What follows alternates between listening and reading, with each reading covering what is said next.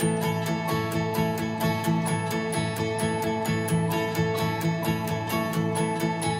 everyone, and welcome to the PazNaz studio for our first ever midweek moment. I recently read a story on marriages where researchers were trying to figure out exactly what is the key, what is a secret ingredient to a long-lasting marriage. And of course, there are so many different things, and I think we could come up with a list for those that have been married for a really long time. We could come up with a list of things to a long-lasting relationship and marriage. But one of the common threads that researchers found was gratitude and communication. Those were the two key ingredients when they interviewed thousands and thousands of couples who have been married for 35, 45 years. And the one thing that they found was that they practiced gratitude and they practiced communication. And I thought that is just so true and really central to any lasting relationship. I can remember right before getting married to Jeff, a little old lady from church sat me down and she said, "Now, Tara Beth, your relationship with Jeff when you get married is not always going to be goosebumps and butterflies and fireworks." She said, "There are going to be some mornings that you wake up, you're going to turn around and you're going to look at your husband in the face and you're going to see crusty drool just coming from his face and you're not going to feel all of those goosebumps and butterflies like you might feel right now." She said, "In fact, sometimes relationships take work. It takes intentionality. You choose to love one another even when you don't feel it.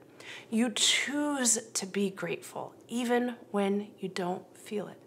And I think that researchers have found that the practice of gratitude has a lasting impact on many different relationships, friendships, marriages, and I even think about covenant relationships. The Bible paints a picture of the bride of Christ being a covenant community.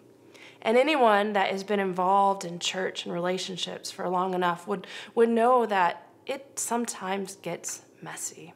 Sometimes relationships go awry and sometimes they don't go the ways that we think. And even in the church, people misbehave. Which is why I think also that it is so important that in community, intentional community, that we are working at, that we are choosing to love people that we may not naturally be friends with otherwise, but we are the people of God. And so we are choosing to love and we are choosing to practice gratitude.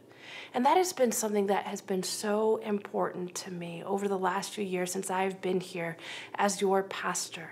To point out exciting moments and to choose gratitude in the mountaintop experiences, in the valleys, and the moments where we feel like we are just stuck in the miry clay. There's always something that we can be grateful for.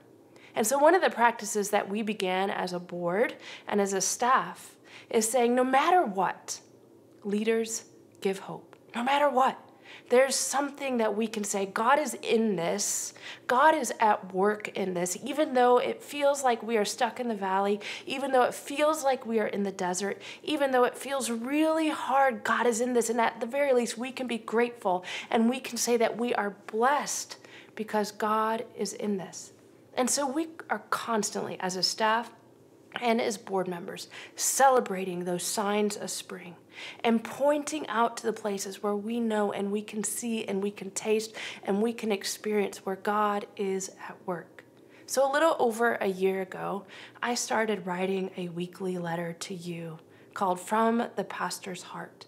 And that began because I wanted to start sharing the places where I see signs of spring, where I see signs of hope. And really it began every Sunday night. I was texting just a few board members, and I was telling them about some of the really exciting things that I was seeing in the life of our congregation and things that I was excited about. And one board member said, "You know, this is great. We love hearing this, but we would love for these stories to be shared with the entire congregation." And so then came along From the Pastor's Heart. And that became a place and an avenue for me to reflect on the signs of spring and the things that were bringing me great hope as a pastor. But it was also an avenue or a means for me to communicate upcoming things. Well, here we are a year later, and we hit the pause button on From the Pastor's Heart. And now we are bringing to you the midweek moment. And here at the midweek moment, we are going to be working on what it means to be a covenant community through practicing gratitude, through highlighting signs of spring, but also practicing communication. We are so excited to have this space right here in the PazNaz studio to share with you things that we are excited about, and also to highlight our great and awesome pastoral staff. Many of you may not know all of our pastoral staff, and you may not be aware of who they all are, including our directors and our staff. And so we'll be interviewing pastors in the coming weeks, and we'll be inviting them to share the things that they are hopeful and excited about, and how we can come alongside of them and encourage them and pray for them.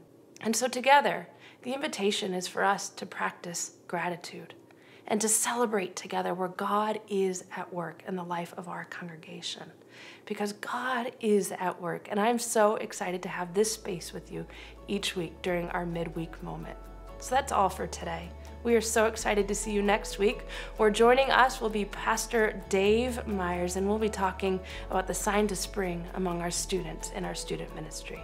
Have a great day and see you next week.